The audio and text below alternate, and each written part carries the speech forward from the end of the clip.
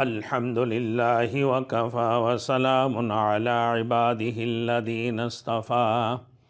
اما بعد فاعوذ باللہ من الشیطان الرجیم بسم اللہ الرحمن الرحیم رحماء بینہم رکعا سجدا یبتغون فضلا من اللہ ورضوانا سیماہم فی وجوہہم من اثر السجود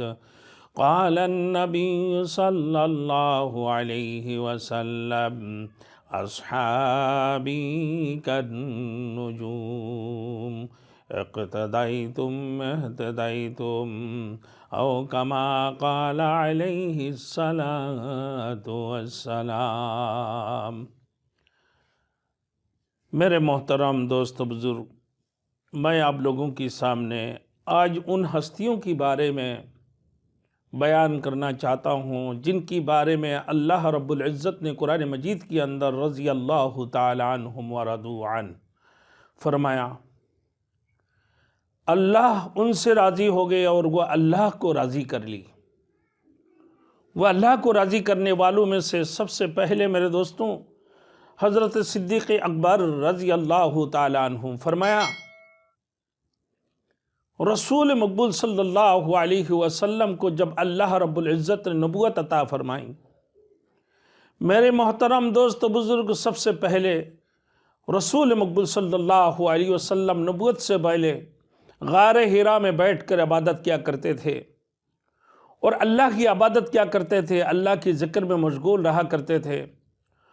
اس ایام جاہلیت کے دوستوں میں سے اللہ کے رسول صلی اللہ علیہ وسلم کی وہ دوست حضرت صدیق اکبر رضی اللہ تعالیٰ عنہ کے بارے میں فرمایا، رسول مقبول صلی اللہ علیہ وسلم کے مخلص دوستوں میں سے حضرت عائشہ صدیقہ رضی اللہ تعالیٰ عنہ ارشاد فرماتی کہ ایک دن حضرت صدیق اکبر رضی اللہ تعالیٰ عنہ حضور صلی اللہ علیہ وسلم کے ملاقات کی ارادہ سے گھر سے نکلے اور کہنے لگے، اے ابو القاسم، اب کے بارے میں جو باتیں سنتا ہوں کیا یہ باتیں صحیح ہے کہ آپ جو ہے آج کل آپ کو مجلسوں میں نظر نہیں آتی ہمارے برادر کی، اب ہمارے برادری مجلسوں میں اب نہیں آتی ہیں اور آپ پر یہ الزام لگاتی ہیں کہ آپ ہمارے ان کی معبودوں کو برے بلا کہتے ہیں اور ان کی بارے میں قسم بقسم کے بارے میں قسم بقسم کی باتیں بتاتے ہیں، کیا یہ باتیں صحیح ہے؟ رسول مقبول صلی اللہ علیہ وسلم نے جواب فرمائی، جی ہاں بالکل، میں اللہ کی پیغمبر ہوں، میں اللہ کی نبی ہوں، اللہ نے مجھے پیغام لے کر بھیجے ہیں۔ اسی وجہ سے جب رسول مقبول صلی اللہ علیہ وسلم نے اتنے ہی بات کہا اور اس سے فارغ ہوتے ہی حضرت صدیق اکبر رضی اللہ تعالیٰ عنہ جو سب سے پہلے ایمان لے کر آیا، سب سے پہلے ایمان لانوں میں سے حضرت خدیجہ الکبریٰ رضی اللہ تعالیٰ عنہ، غلاموں میں حضرت بلال حبشی اور بچوں میں حضرت علی رضی اللہ تعالیٰ عنہ اور بڑوں میں حضرت ابوبکر صدیق رضی اللہ تعالیٰ عنہ نے سب سے پہلے اسلام قبول کیا۔ میرے دوستو فرماتے ہیں رسول مقبول صلی اللہ علیہ وسلم اتنی خوش تھے، اتنی خوش واپس لوٹے کہ مکے کی دو پہاڑی، مکہ المکرمہ میں دو پہاڑی ہے جن کو اکشبین کہتے ہیں، وہ اس سے بھی زیادہ خوش اللہ کے رسول تھے۔ فرماتے ہیں رسول مقبول صلی اللہ علیہ وسلم نے جب اللہ کے بندے حضرت صدیق اکبر رضی اللہ تعالیٰ عنہ کو دعوت فرمائی، اسی وقت قبول فرمایا۔ اللہ کے رسول صلی اللہ علیہ وسلم فرماتی ہیں کہ بھائی جب بھی میں کبھی کسی کو دعوت دیتا تھا وہ ضرور وہ جھجکتے تھے یا تردد یا تامل میں پڑتے ہیں، ان کی دلوں کے اندر تامل اور تردد پیدا ہو جاتی ہیں، لیکن میں جب صدیق اکبر رضی اللہ تعالیٰ عنہ کو دعوت دی اور بغیر کسی جھجک کی، بغیر کسی تامل و تردد کی حضرت صدیق اکبر رضی اللہ تعالیٰ عنہ نے اسلام قبول کر لی ہے اور دیر نہ لگائی۔ فرماتے ہیں صدیق اکبر رضی اللہ تعالیٰ عنہ کے بارے میں کہ جب ایمان قبول کیا، اور اس کی بعد ہی حضرت صدیق اکبر رضی اللہ تعالی عنہ فرماتے ہیں کہ اسی وقت حضرت صدیق اکبر رضی اللہ تعالیٰ عنہ، حضرت عثمان غنی رضی اللہ تعالیٰ عنہ، حضرت طلحہ، حضرت زبیر، حضرت سعد رضی اللہ تعالیٰ عنہ کے پاس پہنچے، اور جب پہنچا وہ لوگ بھی اسلام لا چکے ہیں، اس وقت بھی اسلام کو قبول کر لیا۔ علماء محسن کرام فرماتے ہیں کہ حضرت صدیق اکبر رضی اللہ تعالیٰ عنہ کی وجہ سے، ان کی تبلیغ کی وجہ سے ان کو لے کر رسول مقبول صلی اللہ علیہ وسلم کے پاس پہنچے، اللہ کے رسول نے ان کو اسلام کی دعوت فرمائی۔ پھر ان لوگوں نے حضرت عثمان بن عفان، حضرت طلحہ، حضرت زبیر اور حضرت اسد، حضرت سعد بن رضی اللہ تعالیٰ عنہ، ان لوگوں نے اسلام کو قبول فرمائی۔ میرے دوستوں، اسی طریقے سے فرماتے ہیں حضرت صدیق اکبر رضی اللہ تعالیٰ عنہ جیسے ہی اسلام قبول کی، جیسے ہی حضرت صدیق اکبر رضی اللہ تعالیٰ عنہ نے اسلام قبول کی، اس کی بعد حضرت صدیق اکبر رضی اللہ تعالیٰ عنہ حضور صلی اللہ علیہ وسلم کے پاس حضرت عثمان بن مظعون، حضرت ابو عبیدہ، حضرت عبد الرحمن بن عوف، ابو سلمہ ابن عبد الاسد، ارقم بن ابی کو لے کر رسول مقبول صلی اللہ علیہ وسلم کے دربار میں حاضر ہوئے۔ رسول مقبول صلی اللہ علیہ وسلم ان لوگوں کو بھی دعوت فرمائی، ان کو بھی کہا کہ میں اللہ کے نبی، اللہ کے پیغمبر بن کر اس دنیا کے اندر تشریف لایا ہوں، اللہ رب العزت نے تمہارے پاس مجھے بھیجے ہیں کہ اللہ کے سوا کوئی معبود نہیں ہے، اللہ رب العزت کے وحدانیت کے لیے مجھے بھیجے ہیں کہ اللہ وحدہ لا شریک لہ ہے۔ آپ لوگ ایمان اسلام جب دعوت دیا رسول مقبول صلی اللہ علیہ وسلم نے، تو اسی وقت حضرت عثمان بن مظعون، حضرت ابو عبیدہ، حضرت عبد الرحمن بن عوف، حضرت ابو سلمہ عبد الاسد، ارقم بن ابی، یہ بھی اسلام قبول کر لی۔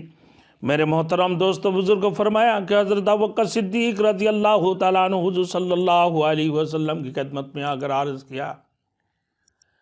اے محمد قریش صلی اللہ علیہ وسلم، کہ آپ کے متعلق جو باتیں میں سنتا ہوں کہ یہ بات صحیح ہے کہ آپ جو ہے نا ہمارے معبودوں کی عبادت سے آپ رکتے ہیں لوگوں کو، اور ہمارے اوپر یہ الزام لگاتے ہیں کہ ہمارے اوپر حماقت کے الزام لگاتے ہیں، ہمارے عقلوں پر حماقت کے الزام لگاتے ہیں، اور ہمارے باپ دادوں کو کافر کہا کرتے ہیں آپ، کیا یہ بات صحیح ہے؟ تو رسول مقبول صلی اللہ علیہ وسلم نے فرمایا، جی ہاں، بلا شبہ اللہ رب العزت نے مجھے پیغمبر بنا کر اس دنیا کے اندر بھیجے ہیں، اللہ رب العالمین مجھے رسول اور نبی بنا کر اس دنیا کے اندر بھیجے ہیں۔ میں تمہیں کہتا ہوں کہ میں اللہ رب العزت کے پیغام تمہارے پاس پہنچاتا ہوں کہ اللہ کے سوا کوئی معبود نہیں ہے، اللہ کے سوا کوئی عبادت کی لائق نہیں ہے، وہ اللہ کی الہ ہے، وہ اللہ تنہا ہے، ان کے ساتھ کوئی شریک نہیں ہے، اللہ وحدہ لا شریک لہ ہے۔ جب یہ باتیں سنا ہے حضرت صدیق اکبر رضی اللہ تعالیٰ عنہ نے اسی وقت اپنے معبودوں کی عبادت کو ترک کر دی ہے، تمام تر کفریت کو ترک کر دی ہے، تمام تر شرکیت کو ترک کرتے ہوئے صدیق اکبر رضی اللہ تعالیٰ عنہ ایک اللہ کی طرف متوجہ ہو گئے ہیں، تمام تر چیزوں سے توبہ کر لیا، تمام چیزوں سے تائب ہو کر اسی وقت میں اللہ کے رسول کے سامنے اسلام قبول کر لیا۔ وہ کون تھے؟ صدیق اکبر رضی اللہ تعالیٰ عنہ۔ اللہ اکبر، جن کے بارے میں اللہ رب العزت نے فرمایا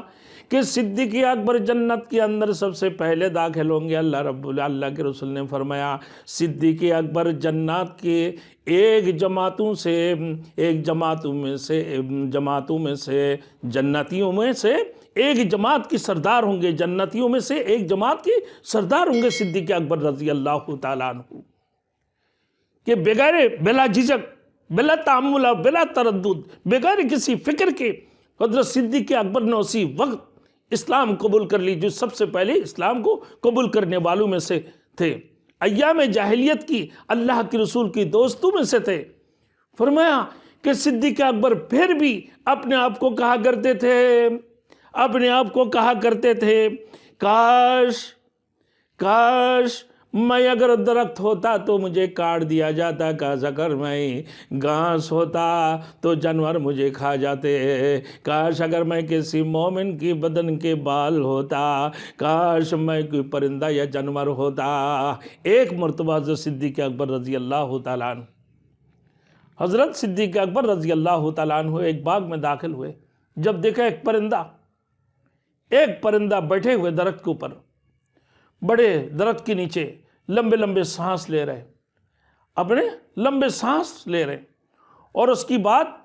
پھر درخت کے نیچے سایوں میں پھرتے بھی ہے، پھر کھاتا بھی ہے، پیتا بھی ہے، سب کچھ کر رہے، اور اس پرندہ کی طرف دیکھ رہے، کیا لطف اٹھا رہا ہے، کیا لطف اٹھا رہے تو، کیا لطف اٹھا رہے تو، اللہ اکبر، درختوں کی سایوں کے نیچے تو ٹھنڈے سانس بھی لیتے ہیں اور پھرتا بھی ہے، پھر کھاتا بھی ہے، لیکن تجھے کوئی کل قیامت کے دن تیرے کوئی حساب و کتاب نہیں ہوگا، اللہ اکبر، تیرے کوئی حساب کتاب نہیں ہوگا۔ کاش میں تو جیسے ہوتا، کاش میں تو جیسے ہوتا، جن کی بارے میں اللہ کے رسول نے فرمایا کہ صدیق اکبر رضی اللہ تعالیٰ عنہ فرماتے ہیں کہ جنت میں سب سے پہلے داخل ہونے والوں میں حضرت صدیق اکبر ہوں گے،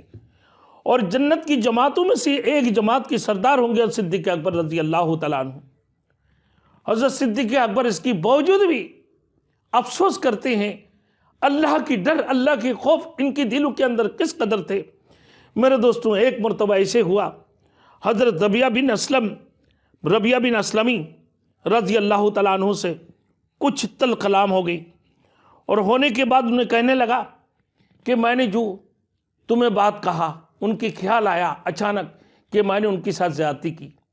تو اسی وقت حضرت صدیق اکبر رضی اللہ تعالیٰ عنہ کہنے لگا تو بھی مجھے کہہ دے تاکہ بدلہ ہو جائے دنیا کے اندر، آخرت کی بدلہ آخرت کی بدلہ میں برداشت نہیں کر سکتا ہوں، اس دنیا میں تو میرے بدلہ لے لے،